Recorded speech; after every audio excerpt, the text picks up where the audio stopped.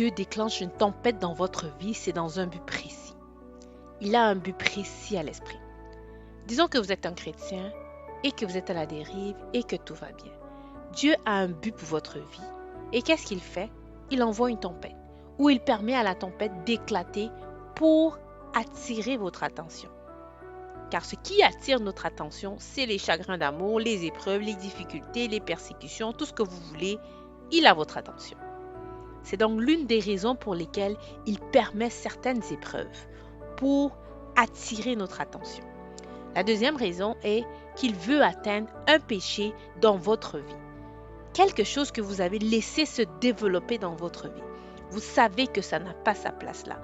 Vous savez que ce n'est pas agréable à Dieu et que ça ne correspond pas à ce que tu es. Et donc, qu'est-ce qui se passe? C'est qu'il vous envoie une tempête pour attirer votre attention, pour que vous écoutiez, regardiez votre vie et que vous reconnaissiez qu'il y a quelque chose qui se passe qui ne devrait pas être là.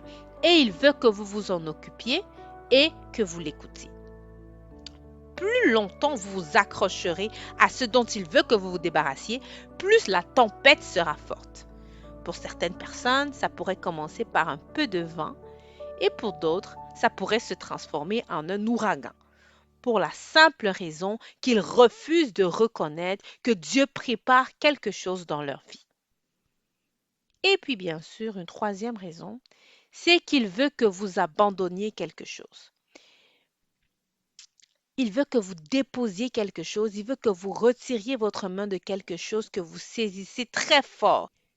Et Dieu veut que vous relâchiez votre emprise sur cette chose parce qu'il a quelque chose de mieux que cela pour vous.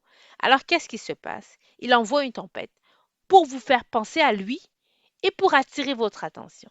Que vous regardiez à votre péché, que vous reconnaissiez que vous vous accrochez à quelque chose à laquelle il ne veut pas que vous vous accrochiez. Et nous sommes tous passés par là. Alors toi qui dis, bof, ça ne s'applique pas vraiment à moi. Si, ça s'applique. Nous sommes tous passés par là. Et il y a une autre raison, et c'est de se conformer. Il veut que nous nous conformions à son image.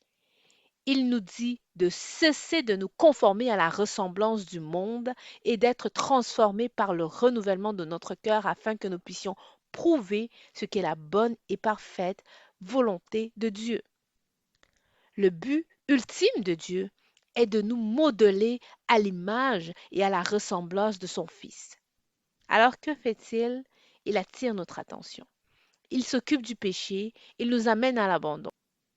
Il veut que nous nous conformions à sa ressemblance parce que, voyez-vous, une autre raison est qu'il a un but, c'est-à-dire il veut nous équiper pour le servir. Posez-vous donc la question à vous-même. Quelle tempête traversez-vous dans la vie? Qu'est-ce qui vous donne du fil à retordre en ce moment? Qu'est-ce que vous aimeriez changer si vous le pouviez? Qu'est-ce qui vous apporte de la douleur, des maux de cœur, de la souffrance, de la déception et souvent de la colère? Peut-être que vous êtes en colère contre Dieu à cause de quelque chose qu'il a permis dans votre vie. Alors posez-vous la question suivante. Seigneur, si ça, ce sont les buts des épreuves, est-ce que tu veux attirer mon attention? Seigneur, celui-là. Y a-t-il un péché dans ma vie? Montre-moi duquel péché il s'agit. Généralement, nous n'avons pas besoin de lui demander de nous montrer. Nous savons bien souvent ce qu'il en est. Qu'est-ce que tu veux que j'abandonne? Que veux-tu changer dans ma vie?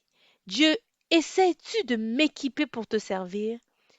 L'une des raisons pour lesquelles certaines personnes ne servent pas Dieu, c'est qu'elles ne sont pas équipées. Elles n'ont jamais atteint ce stade de s'abandonner à lui pour qu'il puisse les préparer à le servir. Alors quelqu'un peut dire, je ne pourrai jamais servir Dieu.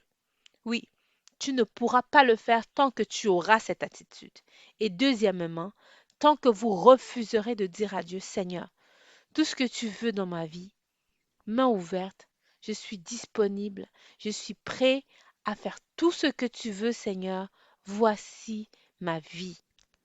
Alors, quand vous le ferez, vous pourriez être totalement et complètement surpris de ce que Dieu fera dans votre vie. Merci d'avoir pris le temps de regarder. Partagez ce message pour édifier quelqu'un d'autre et surtout n'oubliez pas, Jésus vous aime. Jésus est amour. Jesus is love.